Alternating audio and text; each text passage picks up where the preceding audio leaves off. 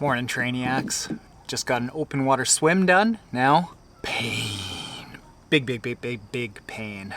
Long tempo run. We're gonna be shooting for 3 times 15 minutes at a 4:10 per kilometer pace with NTK sagging me on the bike. Whether I can do it or not, we'll talk about how to do this long tempo run after and when you should do it. Wish me luck.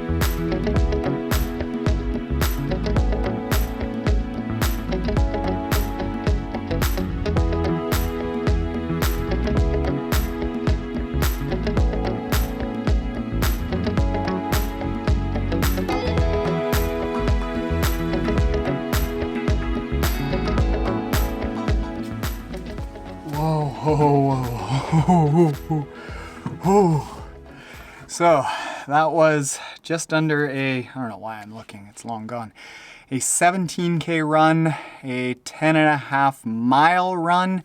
I averaged 4:39 per kilometer, which is just over a 7-minute mile pace, but the main work was 3 times 15 minutes at sub 4:10 kilometers, which is like is a sub 6:28 mile.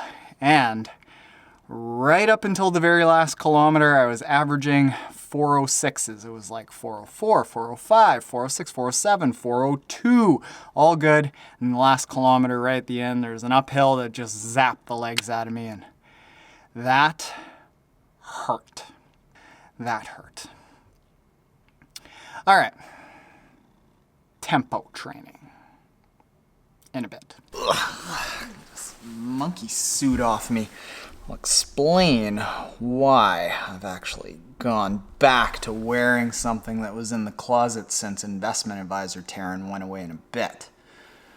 But tempo runs. So tempo runs are like the meat and potatoes of what you want to be doing in, I would say, the last 6 weeks before a big race. What is a tempo run? Well, the ones that I'm going to recommend to you is a combination of a long run and a speed run. And why we do this is because it gets us to that point of being able to race for a really long amount of time at a fast pace. And this came about by an Instagram post done by Beth McKenzie, pro triathlete, who was asked on Instagram, how do you run a sub 3-hour marathon in a triathlon? And she said, well, run 6 times a week, every single week for years on end, and do some form of all of the following: a speed run for speed, a hill run for strength, a tempo run to build your engine, and a long run.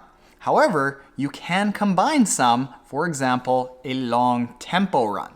And for triathletes that are tight on time, like just about all of us are, I think that long tempo run is critical. Now, what is a tempo run is a bit of a fuzzy thing. A lot of pure runners out there might be like, no, Taren, a tempo run is a very specific thing. Like, oh, okay, thanks guys. But it's a bit of a moving target. So tempo pace is faster than the pace that you would be running in a race.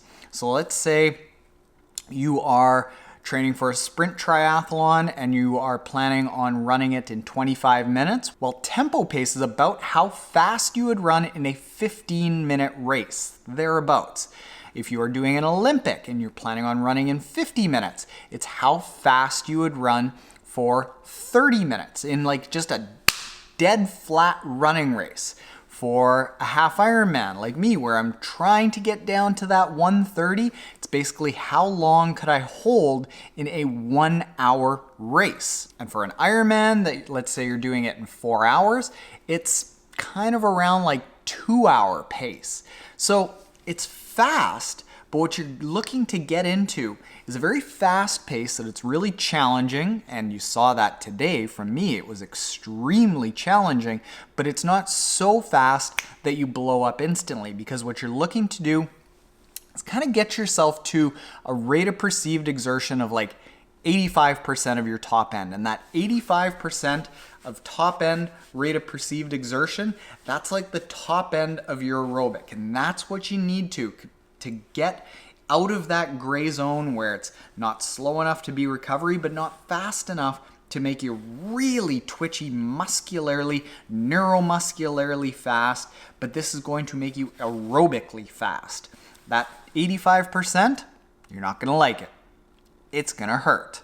But the longer you can hold it, and we're talking 10, 15, 20-minute intervals with maybe a rest of 3 to 5 minutes in between, repeat enough times so that you're going for about half, ideally, the length of time that you are going to be racing in, that is a very meaty, purposeful tempo run.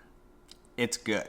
So thank you to Beth McKenzie for that inspiration to murder myself today. And why am I wearing this and about to put on a jacket? Well, the world's okayest employee, Mel, is getting married today. Sorry, fellas. I know a lot of you are pieing for her attention, but she's gonna be off the market in just a little bit. Very happy for her. I'll bring you along right now. You'll see just little tidbits. Oh, and if we don't talk again after the wedding, if you aren't already subscribed, hit the subscribe button below. And if you are subscribed, you're like the J to my Mel.